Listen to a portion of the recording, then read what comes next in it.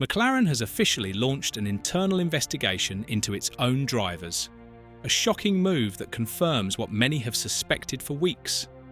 The relationship between Lando Norris and Oscar Piastri has broken down. What began in Singapore, when Norris forced Piastri wide, has now spiralled into full-blown tension inside Woking.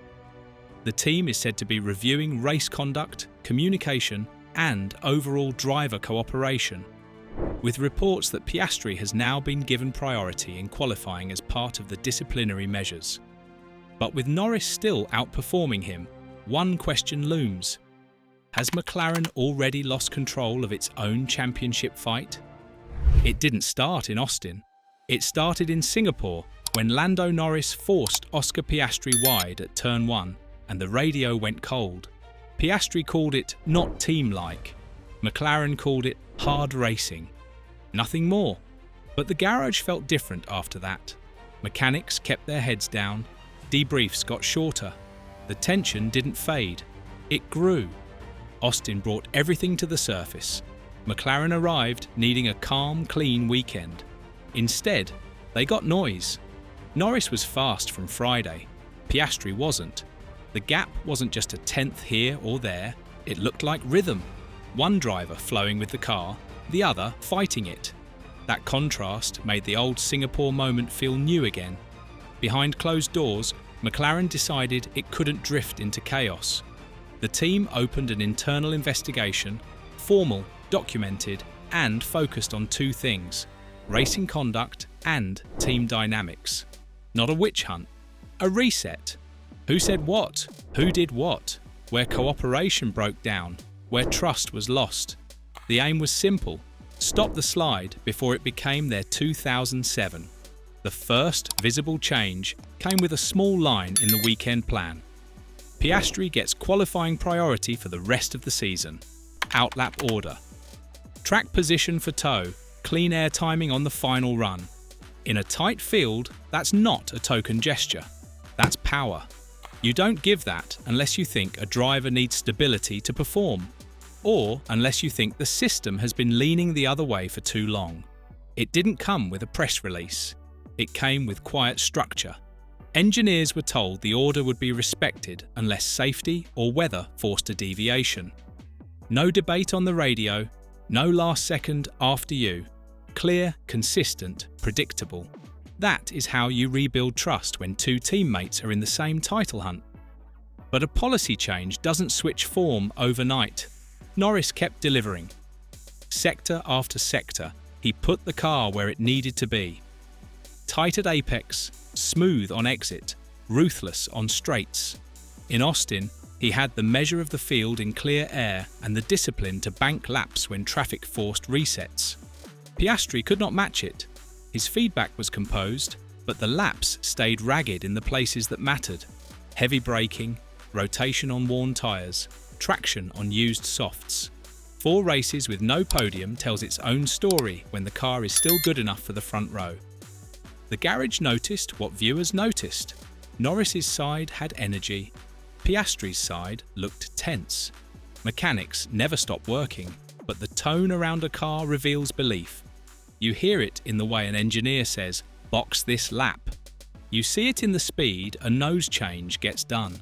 All of that accelerates when the driver is on form, and it tightens when he isn't. Andrea Stella kept the public tone neutral. He spoke about margins and discipline. He talked about turn 1 choices, tyre life, and sharing data without filters. He didn't name names. He didn't need to. Inside the trucks, the message was sharper.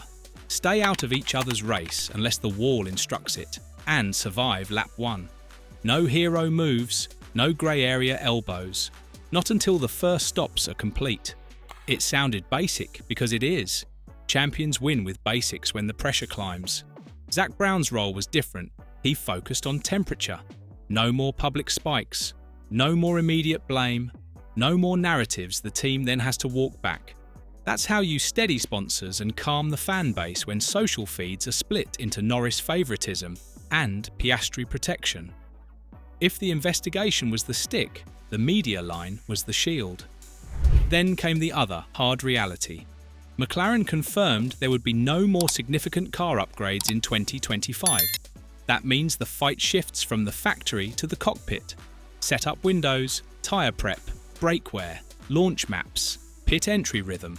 Driver execution becomes the upgrade. On weekends like Austin, Norris found chunks of time in prep laps and delta management. Piastri searched for it and didn't find enough. When the hardware pauses, the human margin becomes the lap time. That is why qualifying priority matters more now. With no new aero to lean on, track position is a weapon. If Piastri is first out and first timed in the critical window, he controls the sample lap. He sets the reference. If he nails it, he forces Norris to beat it. If he doesn't, the premise of priority turns into pressure.